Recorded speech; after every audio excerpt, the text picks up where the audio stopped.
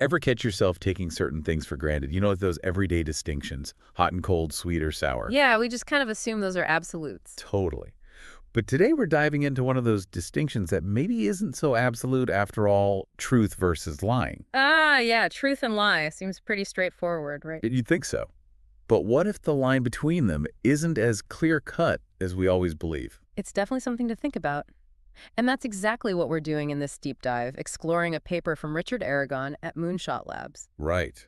The paper's called The Dividing Line Between Truth and Lying, a human construct in the context of intelligence and artificial intelligence. A mouthful, but it gets right to the heart of it. Yeah. This paper argues that this separation between truth and lying, it's not some objective universal fact. It's something we humans have built and shaped over time. Okay, so a human construct. So basically what we think of as a hard boundary is more like, what, a line in the sand that keeps shifting. Exactly. To unpack this idea, we're going to journey through a few key areas. We'll start with how philosophers have grappled with the very definition of truth. Makes sense. Got to start with the fundamentals. Then we'll delve into the psychology of lying. Why do we humans do it? How often? What's going on in our brains when we tell a fib? Always wondered about that. Is it some deep-seated instinct? We'll get to that. And finally, we'll tackle the really mind-bending part, how artificial intelligence throws a wrench into our traditional understanding of truth and falsehood. Yeah, AI seems to be changing the rules of the game for almost everything these days. Absolutely. Our goal is to understand this complex idea of truth versus lying and what it means for us, especially as AI becomes more and more woven into our lives. Right, because it's not like we're saying truth and lies are meaningless concepts. Not at all. It's more about recognizing how we define them, where we choose to draw that line, and why it's a lot more nuanced than we might initially think. So let's kick things off with the philosophy side of things. What have the big thinkers throughout history said about truth? Well, the nature of truth has been a philosophical puzzle for centuries. You've got thinkers like Plato, way back in ancient Greece. Plato, the OG philosopher. He imagined this perfect, ideal realm of truth, existing beyond our everyday perceptions.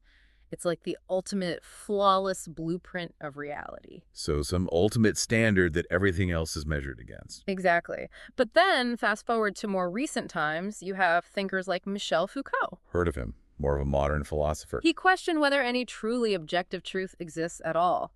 For Foucault, truth is bound up with power dynamics, with language, with how societies shape our understanding. So less about some grand universal truth and more about how we construct it within our specific contexts. Precisely. So right from the get-go, even the bedrock of truth itself is something philosophers have debated endlessly. Which, of course, then makes defining lying as the opposite of truth a bit tricky, doesn't it? If we can't even pin down truth, how can we say for sure what a lie is? That's the conundrum. And this uncertainty gets even more pronounced when you look at how different ethical systems view lying. Right, because there's the whole moral dimension to consider. Exactly. Certain traditions, going all the way back to thinkers like Augustine and later Immanuel Kant, argue that lying is always wrong no matter what, period. A hard and fast rule, no exceptions. Their reasoning often centers on the idea that lying breaks trust, that we have a duty to be truthful to each other. So a violation of a fundamental principle. But I seem to remember from some ethics discussions that there's also this idea that the outcome of an action matters. You're thinking of utilitarianism. Thinkers like John Stuart Mill fall into this camp. They weigh actions, including lying, based on their consequences. So if a lie prevents harm or leads to a better outcome overall, it might be ethically justifiable in their view. Precisely. So you have this clash of ethical frameworks. Is lying inherently wrong, or does its rightness or wrongness depend on the situation, on the results? It's like a constant balancing act, weighing the principle of truthfulness against the potential consequences of being untruthful. It really highlights how labeling something as a lie and judging it as wrong isn't based on some universal decree.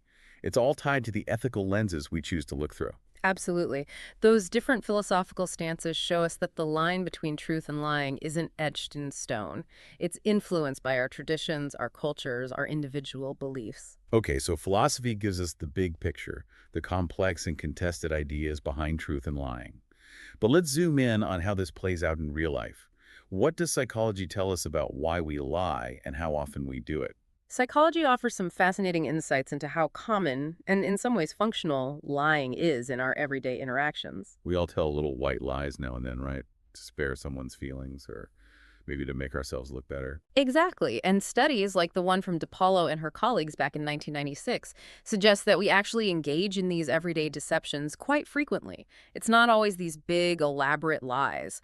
Often, it's for seemingly minor reasons, like wanting to smooth over a social situation or gain a slight advantage in a conversation. So those little white lies are probably more prevalent than we'd like to admit. And what's interesting is that our ability to tell these lies is connected to our cognitive development. Really. So lying is a sign of intelligence. In a way, yes. It's linked to the development of what psychologists call theory of mind. Theory of mind. It's our capacity to understand that other people have their own thoughts, beliefs, perspectives that might be different from our own. Research by Talwar and Lee in 2008 showed how children's ability to lie gets more sophisticated as they develop a better understanding of other people's minds. So you need to be able to grasp how someone else thinks to effectively mislead them. Exactly. Which brings us back to the subjective nature of this whole truth versus lying dilemma. Take a situation like a negotiation. Is intentionally omitting certain information a lie? Tricky. Some would say yes, it's a deliberate attempt to create a false impression. But others might see it as a standard tactic in negotiations. Then you have those classic white lies told to avoid hurting someone's feelings. Most people probably wouldn't consider that as morally wrong as, say, lying for personal gain. Exactly. The intent, the context, they all blur the lines. What's considered a lie in one situation might be seen as tactful or strategic in another. It all boils down to our individual judgments and the social norms we operate within. Okay, so we've got this fluid human-made boundary between truth and lying.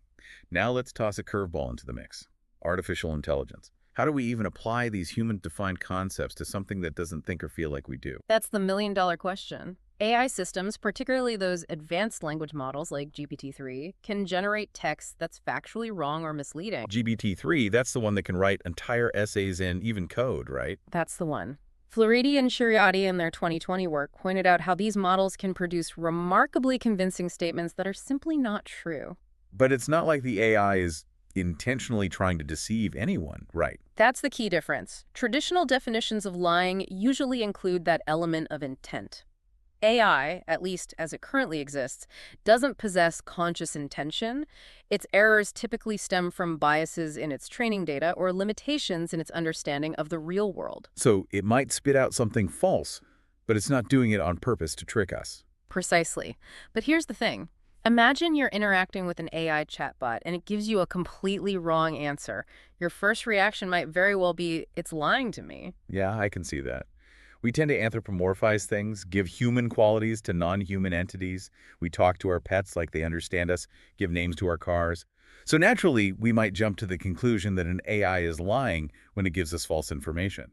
And that human tendency to project our own frameworks onto AI reinforces our main point. The dividing line between truth and lying is a human construct. We're trying to shoehorn our understanding of deception, which is rooted in human psychology and social dynamics, into a completely different form of intelligence. But what about those situations where AI is intentionally designed to be deceptive? Like in cybersecurity, where AI might create fake information to lure attackers, or even in games where AI opponents try to trick players. That's an important distinction. In areas like adversarial machine learning, which Goodfellow and others discussed back in 2014, AI can be trained to generate misleading data specifically to fool other AI systems. You're like creating images that look real to us but are designed to be misclassified by another AI. Exactly. The point is that even in those cases, the deceptive intent originates from the humans who designed and trained the AI. It doesn't come from the AI itself. This reinforces the idea that even when AI exhibits behaviors that seem deceptive, the ethics and the conceptual understanding of that deception remain tied to us, the humans behind the system. It creates this fascinating tension. AI can perform deceptive actions, but our definition of lying is still fundamentally linked to human intent. This raises some pretty big implications. If this line between truth and lying is so flexible, especially with AI in the mix, how do we even begin to manage or oversee AI systems that generate false or misleading information? It's a critical question. If the boundary is subjective, should we always demand AI to be 100% factually accurate? Or are there situations where some degree of inaccuracy might be acceptable, maybe even beneficial? Like, imagine an AI companion designed to provide comfort to someone grieving. Could it be ethically justifiable for it to offer slightly embellished but ultimately comforting statements? Wow, that opens up a whole new can of ethical worms. And it gets even more complicated considering that many AI systems operate as black boxes. If an AI generates something untrue, how do we figure out why? Was it a programming error, biased data, some kind of manipulation? Exactly. This lack of transparency in how many AI systems arrive at their outputs further muddies that human constructed line between truth and lying. It becomes really tough to pin down responsibility or even fully grasp the nature of the inaccuracy. And in a world increasingly reliant on AI for information and decision making, these uncertainties pose real risks to society. Think about the spread of misinformation, increased manipulation, a decline in trust. So, bringing it all home, what started as a seemingly simple distinction between truth and lying turns out to be this incredibly adaptable concept that we humans have built based on our own cognitive abilities, our social structures, our ethical frameworks. And now AI is shaking things up even further, forcing us to rethink our assumptions and grapple with questions about intent and how we interpret the actions of these new forms of intelligence. It's a lot to wrap our heads around. So here's a final thought for you, the listener. If the line between truth and lying is something we humans have constructed, how might the rise of AI, which operates on fundamentally different principles, reshape our understanding of both those concepts in the future? Something to ponder as we conclude this deep dive. Thanks for joining us.